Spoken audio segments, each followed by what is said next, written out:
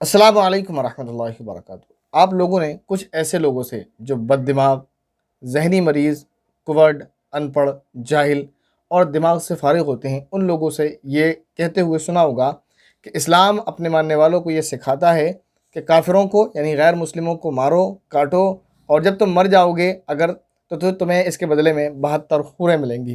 क्या ये बात दुरुस्त है?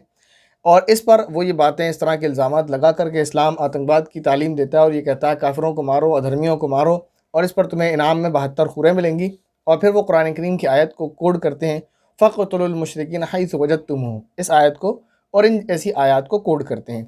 इस आयत का और इन जैसी आयत का क्या मतलब है, इसका हम जवाब पहले ही दे चुके हैं तकरीबन लाइव करके 1 घंटे की तकरीबन वो वीडियो, उसमें जाकर बात पूरी कंप्लीट बता दी गई कि इन आयत का क्या मतलब है।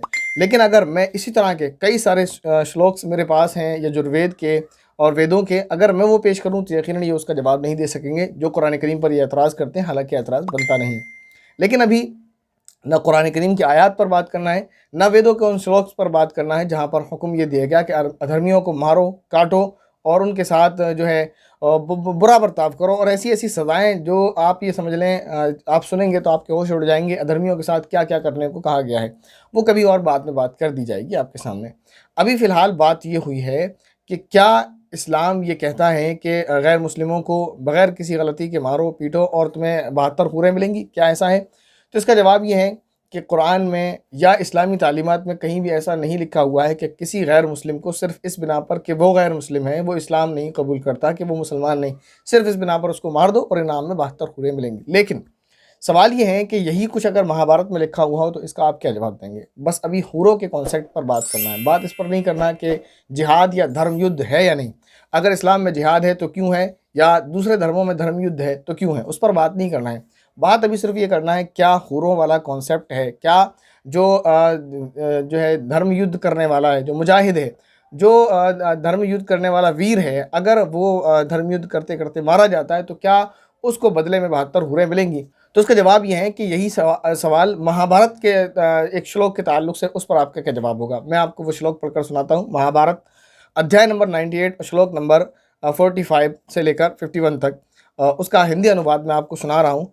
यहाँ लिखा हुआ है, युद्ध में मरे गए वीर के लिए, यानी युद्ध में मारा जाए मारे गए वीर के लिए उसके आत्मीय जन ना तो स्नान करना चाहते हैं, ना अशोक संबंधी कृत्य का पालन, ना अन्नदान यानी श्राद्ध करने की इच्छा करते हैं और न जलदान तर्पण करने की।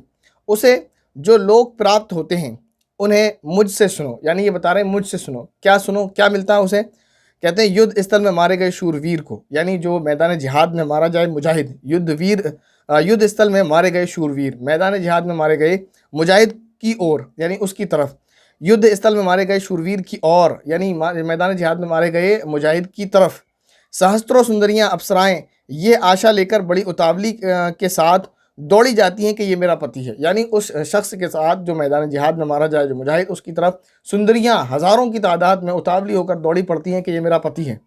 यानी ये हूरों वाला कॉन्सेप्ट मैं आपको बता रहा हूँ कि महाभारत में लिखा हुआ है कि ये दौड़ी जाती है कि ये मेरा पति है, ये मेरा पति हो जाए। जो युद्ध धर्म यानी धर्म युद्ध का निरंतर पालन करता है उसके लिए यही तपस्या, पुण्य, सनातन धर्म तथा चारों आश्रमों के नियमों का पालन है। यानी सनातन धर्म और चारों आश्रमों के नियमों का पालन किसके लिए है? उसी के लिए है ना जो अपने आप को सनातनी कहता है, जो ये कहता है कि मैं सनातन धर्म का मानने वाला, सनातन धर्म का फॉलोवर हूँ। तो सवाल ये है कि सनातन धर्म के मानने वालों को ये तालीम दी जा रही है कि अगर आप धर्म युद्ध में, युद्ध के मैदान में मारे जाते हो तो आपके लिए इनाम यह है कि आपकी तरफ जैसे ही आप मरते हैं, आपकी तरफ हज़ारों की तादाद में सुंदरी अप्सराएं आपकी तरफ दौड़ती हुई चली आती हैं और ये चाह रखती हैं, ये उतावली होती आती हैं, ये ख्वाहिश रखती हैं कि ये मेरा पति हो जाए। तो आप ये बताएं महाभारत के श्लोक पर आपका क्या जवाब बनेगा?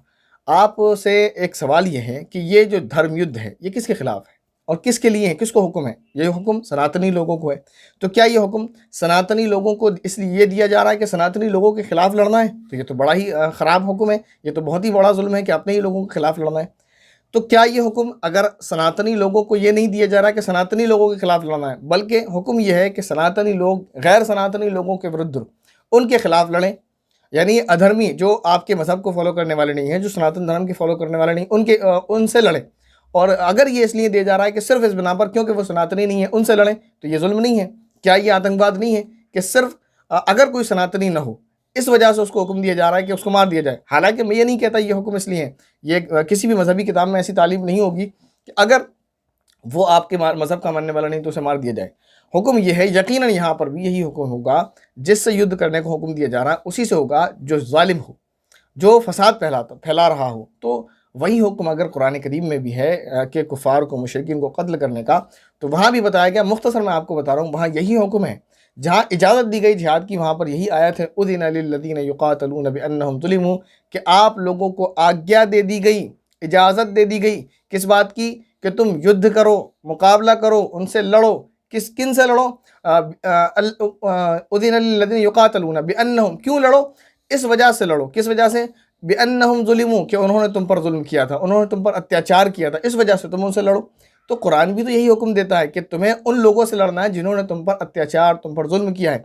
क्या जुल्म किया? कोई छोटा मोटा नहीं है कि छोटा मोटा जुल्म किया। जुल्म की दास्तान आप पढ़ेंगे तो आपकी आंखों से आंसू जारी हो जाएंगे। यही है कुरान करीम ने फरमाया, कुरान करीम में अल्लाह रब्बुल इज़्ज़त ने, अल्लज़ीना उख़रिजू मिन दियारिहिम, जुल्म ये है उन लोगों ने अत्याचार ये किया कि उन्होंने तुमको तुम्हारे घरों से निकाला था, ये उनका जुल्म था। क्यों?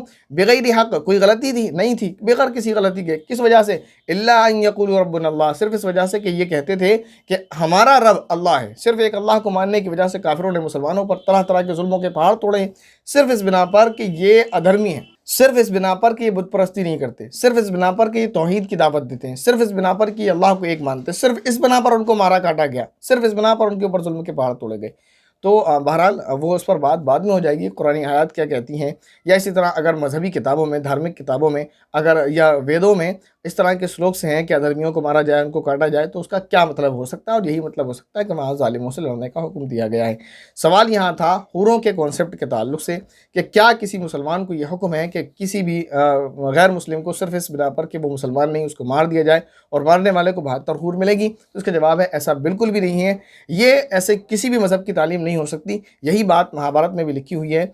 अगर हूरों पर एतराज़ है कि भाई इस मैदान में लड़ने को हूरों का लालच क्यों दिया गया, अगर सवाल यही होता है कि मैदान जिहाद में लड़ने पर हूरों का लालच क्यों दिया गया, तो उसका जवाब यही है कि महाभारत में भी यही बात लिखी हुई है कि जो शूरवीर धर्म युद्ध के मैदान में मारा जाएगा, उसकी तरफ सहस्त्रों हज़ारों की तादाद में सुंदरी अप्सराएं दौड़ती हुई आ रही होंगी। और किस लिए आ रही होंगी? उतावली हो रही होंगी, ये चाह रखती होंगी इस बात की ये मेरा पति हो जाए।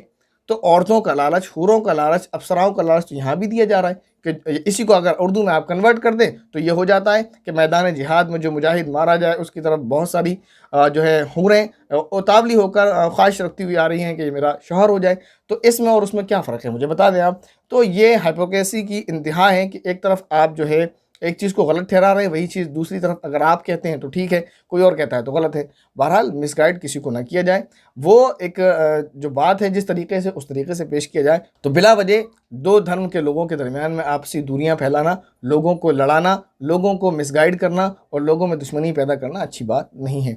आप अपनी मजहबी किताबों को पढ़ें। किसी दूसरे मजहब पर, किसी दूसरे मजहब की किताबों पर इल्ज़ाम लगाने से पहले कम से कम अपनी मजहबी किताबों को एक मरतबा ज़रूर पढ़ लिया जाए।